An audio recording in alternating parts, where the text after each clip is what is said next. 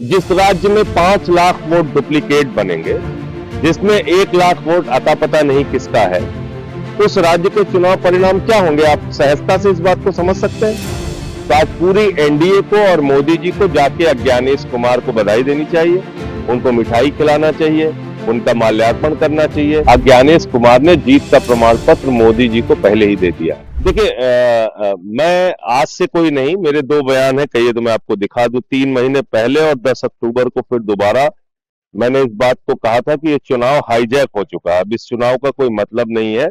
और बिहार में जीत का प्रमाण पत्र एनडीए को पहले ही अज्ञानेश कुमार जी ने मोदी जी को दे दिया है। ये मेरा पहले का बयान है, 3 महीने पहले बोला था। 80 लाख वोट जिस राज्य में काट दिए जाएंगे, जिस राज्य में 5 लाख वोट डुप्लीकेट बनेंगे, जिसमें 1 लाख वोट अता पता नहीं किसका है, उस राज्य के चुनाव परिणाम क्या होंगे? आप सहजता से इस बात को समझ सकते हैं। तो आज पूरी एनडीए को और मोदी जी को जाके अज्ञानेश कुमार को बधाई देनी चाहिए, उनको मिठाई खिलाना चाहिए, उनका माल्यार्पण करना चाहिए कि अज्ञानेश कुमार जी, आपकी कृपा से हम लोग बिहार जीत गए। यही हुआ है। दिल्ली के अंदर 40,000 वोट केजरीवाल साहब की विधानसभा में चुनाव शुरू होने से पहले कट गए थे। दिल्ली के अंदर हमने मंत्रियों के घरों में जहां 3 वोट थे वहां 33 वोट पकड़ा, 25 वोट पकड़ा, 26 वोट, 15 वोट, 22 वोट, ऐसे ऐसे वोट बनवाए गए थे। जब अलग अलग राज्यों के लोग जाके दूसरे राज्यों में वोट दे रहे हैं तो क्या चुनाव हो रहा है? क्या चुनाव है ये? तो इसलिए ये तो पहले से ही घोषित परिणाम था। आज उसका इंतजार कर रहे थे हम लोग कि 14 तारीख कब आएगी और कब ये सब चीजें हम लोग देखेंगे, लेकिन बोल मैंने पहले दिया था।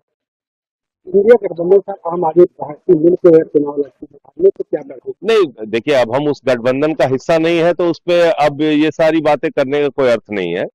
हम 83 सीटों पे वहां चुनाव लड़े, उसके प्रचार के लिए भी गया और मैंने कहा भी था कि हम प्रचार के लिए जा रहे हैं, लेकिन अज्ञानेश कुमार ने जीत का प्रमाण पत्र मोदी जी को पहले ही दे दिया है। ये मेरा आज का बयान नहीं। हाँ, राजद के एक नेता सुनील सिंह, उन्होंने मतगणना के पहले बताया कि अगर हम लोग हारते हैं तो जैसे नेपाल, बांग्लादेश और श्रीलंका की सड़कों पर देश देखे गए थे वो नहीं, इस प्रकार के बयान का मैं समर्थन नहीं करता। देखिए, ऐसा है, देश सर्वोपरि है। हम जो लड़ेंगे वो लोकतांत्रिक तरीके से लड़ेंगे। हम यहाँ कोई देश को तोड़ने की गतिविधि पैदा करें देश के अंदर, तो वो चीज ठीक नहीं है। हाँ, ये है कि कहीं अगर चुनाव में गड़बड़ी हो रही है उस पर हम आवाज उठाएं, लड़ाई लड़े, वो तो ठीक बात है, लेकिन हम यहाँ इसको बांग्लादेश बना देंगे और नेपाल बना देंगे, इसलिए थोड़ी हम पैदा हुए। पवन खेरा, कांग्रेस की पवन खेरा ने एक सवाल पैदा किया है कि 2,900 किलोग्राम की विस्फोटक सामग्री फरीदाबाद कैसे पहुंची? एक सवाल उठाया उन्होंने। देखिए, ये सारी बातें तो बिल्कुल जायज हैं कि एक तरफ प्रधानमंत्री जी और पूरी की पूरी बीजेपी दावा करती है कि उन्होंने आतंकवाद खत्म कर दिया, वो देश के ऊपर कोई भी आतंकवादी हमला वो युद्ध माना जाएगा। ये सारे बयान तो मोदी जी के हैं। तो अब तो उन्होंने जाके लाल किला, जो देश का गौरव है, वहां पे ब्लास्ट कर दिया। जैसे मोहम्मद का नाम आ रहा है, जो पाकिस्तान का आतंकवादी संगठन है। तो अब उस पर क्या करेंगे? प्रधानमंत्री ने तो अब तक कुछ बोला नहीं है।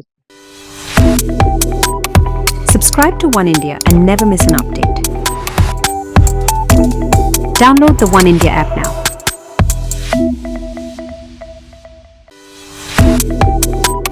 Subscribe to One India and never miss an update.